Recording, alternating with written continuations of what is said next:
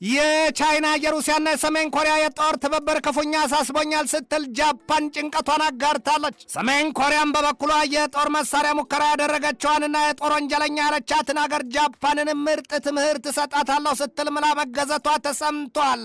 ጃፓን ሰሞኑን የቶማሃውክ ክሩይዝ ሚሳይል ሙከራ ማድረጓም ተነግሯል። ይህንኑ ርዕሰ ጉዳይ ለዓለም አቀፉ ትንታኔ ዘገባችንም መርጠን አሰናድተነዋል። ከትንታኔ ዘገባው ጋር ትዕግስቱ በቀለ ነኝ።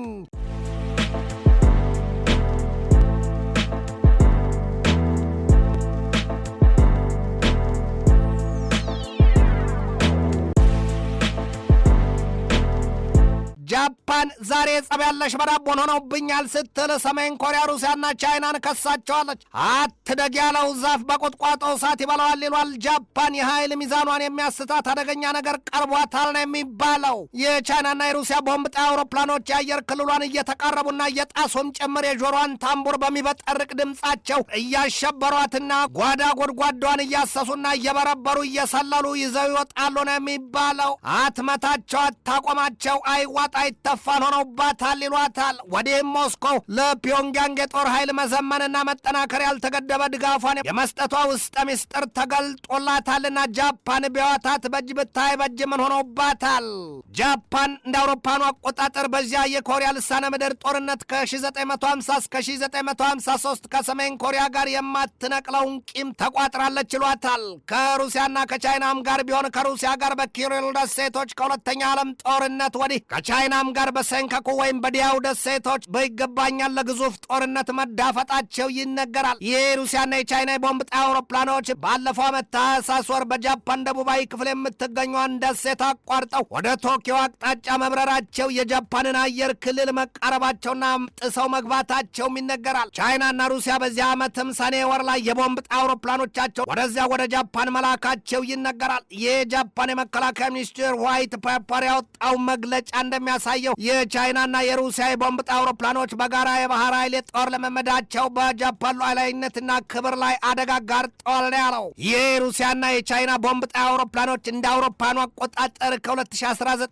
ጀምሮ ቢያንስ በዓመት አንድ ጊዜ በጃፓን የአየር ክልልና የውሃ ክልል አቅራቢያ ቅኝት ማድረጋቸው ይነገራል። ከ54,000 በላይ የአሜሪካን ወታደሮች በማሸቷ እንዳስደፈጠች የሚነገርላት ጃፓን ከቻይና ይሰነዝርብኛል ለሚለው የጦርነት ስጋቷ ማስተንፈሻ ይሆነኛል ያለችለትን የሰው አልባ የጦር አውሮፕላን በተራቀቀ ስሌት ለማምረት ዝግጅቷን ማጠናቀቋ ነው የተገለጠው። ቻይና ካላት ዘመናዊና ግዙፍ የጦር ኃይል ጡንቻ አንጻር እንኳንስ ለቅርቧ ጃፓን ቀርቶ ለአሜሪካም ትልቋ ስጋት ሆናለች ነው የሚባለው። አረ እንዲያውም አያድርገውና አሜሪካ ከዚህ በኋላ ከቻይና የሚሳይል ጥቃት ቢሰነዘርባት በቂ የሆነ የሚሳይል ማምከኛ እንደሌላት ነው የተገለጠው። አሜሪካ በኢራን ከገባችበት አስከፊ ጦርነት ከ6 ወራት ወዲህ የሚሳይል መከላከያዎቿንና ጥይቶቿን ማመናመኗ ሲነገር ቀናት ተቆጥረዋል። ትናንት በወጣባት መረጃም ደግሞ አሜሪካ ካላት አጠቃላይ የጦር መሳሪያ ከግማሽ በላውን በኢራን መጠቀሟና ከከፍተኛ ኪሳራ ላይ መውደቋን የተገለጠው። ቻይና አሁን ባሰላችው ቀመር የታይዋንን ደሴት ለመጠቅለል ከቶም በኃይል ወደ ዋናው ምድሯ ለመቀላቀል የኃይል እርምጃዋን ብትጀምር አሜሪካ ምስክር እያየ በግልጥ በአደባባይ ጆሮ ዳባ ልበስ ብላ ቻይናን ቆማ ከማሳለፍ ውጭ አንዳች አትፈይድም ሲል የወጣው መረጃ ይመሰክራል። ቻይና ለቁጥር የሚያታክቱ ሚሳይሎች አሏት ነው የሚባለው። አሁን በዚያ የኤሽያ ቀጠናና ዋሳኞቹ ስፍራዎች የጦር ማዘዣዎቹ ጓም፣ ኦኪናዋ፣ የኩሳካና የሱቢክ ቦይን መሰሎቹ በቻይና የጦር መሳሪያ አይስቴና አይሰስቴ ኢላማ ቀለበቶች ውስጥ የገቡ ናቸው ይሏቸዋል። ቻይና እነዚያን የአሜሪካና የጃፓን የጦር ማዘዣ ሰፈሮች በሚሳይሎቿ ገምሳ ለመገልገል የሚያስችሏትን የሚሳይሎቿን ጥበብ ለማዘመን ያልቆረጠችው ቅጠል፣ ያልማሰችው ስርና ያልቀመመችው መድኃኒት፣ ያልበጠበጠችው መርዝ የለም ይሏታል። በመጨረሻም ግን ከ2700 ኪሎ ሜትር በላይ ተምዘግዝገውና ፍጥነታቸውን ጨምረው በቀጠናው የትኛውም ስፍራ ያሉ ኢላማዎችን ዶጋመድ ለማድረግ የሚያስችሏትን ሚሳይሎችን በስኬት መስራቷና ሞክራ ማረጋገጧ ነው የሚነገረው። አንዳንዶቹ የቻይና ሚሳይሎች እንዳውም ከቀጠናው አልፈው በውሃ አካላት ላይ ያሉትን የአሜሪካ መርከቦች የሚያነጉሉና ደብዛ የሚያጠፉ ናቸው ነው የሚባለው። ከጸደቁ አይቀር ይንጋለሉን አሊያም ከከሳሽ አይቀር ድርቅ በየሉትን ያስታውሷል። ሌላውና እና ቻይና ከሰራቻቸው መርዘኛና መዘዘኛ ሚሳይሎቿ መካከል ደግሞ በሱፐርሶኒክ ሞዴል ፍጥነት እያሉ ከ11000 ማይል በላይ የሚምዘገዘጉት ሚሳይሎቿ በየትኛውም የሚሳይል መከላከያ ሊመክኑና ሊታዩም አይችሉም ነው የሚባለው። ያንን ሁሉ የጦር መሳሪያ በጥልቅ ጥበብ የሰራቿ ቻይና እንደ አሜሪካ ዘራፍ እያለች በምላሷ ብታስፈራራና ብታስጠነቅቅ ኖሮ ዓለም ምን ይውጣት ምን ይበጃት ኖሯል። እባብ የልቡን አይቶ እግር ነሳው ይሏል። የቻይና ጡንቻ መደደሩንና መርዘሙን ተከትሎ ከእስያ ቀጠና እስከ አውሮፓና አሜሪካም ድረስ የስጋት ወጥመዱን በሰው ልብ ጋርጧል። የምስራቅ እስያዊቷ ቀጠና ሀገሯ ጃፓን የሰሜን ኮሪያ የሩሲያና የቻይና ሀያልነት ከሰማይ ቁጣ ከምድር ጋሬጣም በላይ ገዝፎባታል፣ ለመፍትሄም ቸግሯታል ይሏታል። የጃፓን ካቢኔ ያወጣውና 598 ገጽ ያለው ሪፖርት እንደሚያሳየው ቻይና ትልቋ የጃፓን ጠላትና ትልቋ ስጋት መሆኗን ያሳያል። ጃፓን የቻይናን ጦር ኃይል ለመመከት የረዥም ርቀት ክሩይዝ ሚሳይሎቿን ማጥመዷም የተገለጠው የቻይና የጦር መርከቦች በፓሲፊክ ውቅያኖስ መልህቃቸውን ጥለው የማሸብረካቸው ነገር ለቶኪዮ ረፍት የነሳ ጉዳይ ሆኗል ነው የሚባለው። የሰው አልባ የጦር አውሮፕላን ወይም ድሮንስ በጦርነት አጠቃቀም ከዩክሬን የቀመረችዋ ጃፓን ዛሬ ሙያ ከጎረቤት ይሉት ሆኖ አሁን በአዲስ ጥበብ የሰው አልባ የጦር አውሮፕላኖችን አልያም ድሮንስ ልታመርት መሆኑ ተሰምቷል። የጃፓኑ የመከላከያ ሚኒስትር ሺንጂሮ ኮይዙሚ እንደገለጡት ጃፓን በቀጣይ የምትሰራቸው የሰው አልባ የጦር አውሮፕላኖቿ ወይም ድሮንስ ከምንም በላይ የረዥም ርቀት ተጓዦችና የፍጥነታቸውም ነገር የተለየ እንደሆነ ተነግሮለታል። ጃፓን እንደ ቋያና የቤንዚን እሳት የምትፈራቸው ሶስቱ ሀገራት ሰሜን ኮሪያ፣ ሩሲያና ቻይና ቆርጠው ወደ ጦርነት የሚገቡ ከሆነ ጃፓን በከፍተኛ ደረጃ ለጥቃት የተከፈተው በሯ ያለ መዝጊያ መቅረቱ ነው። ጃፓን በታይዋን ደሴት ጦርነት የሚከፈት ከሆነ ወላፈኑና ጨፈጨፉን ብቻ ሳይሆን በቀጥታ የጥይቱን መረቅ መጋቷ የማይቀር መሆኑን ታምናለችና እንደ ነገሩ የጦር ኃይሏን ማዘጋጀቷ ነው የሚነገረው። ትናንት ከሰሜን ኮሪያ በተሰማ ዜና ጃፓን የቶማሃውክ ክሩይዝ ሚሳይል ስኬታማ ሙከራ አድርጋለች ነው የተባለው። ያንን ተከትሎም የሰሜን ኮሪያው መሪ ኪም ጆንጉን እህት ኪም ዮ ጆንግ ጃፓንን በጽኑ አስጠንቅቀዋታል። ሴትዮዋ ሲበዛ ኃይለኛና የተናገሩትን ለመተግበር የማያቅማሙ የውሳኔ ሰው ናቸው ይሏቸዋል። በጃፓን የቶማሃውክ ክሩይዝ ሚሳይል ሙከራ ጉዳይ ትክትክ ግንፍል ያሉት ኪም ዮ ጆንግ በጃፓን ላይ ማፍጠጣቸው ነው የተሰማው። ጃፓን የሞከረችው የቶማሃውክ ክሩይዝ ሚሳይል ነው። ጃፓን ከተከላካይነት ወደ አጥቂ ጦረኛነት ተሸጋግራለች ነው ያሏት።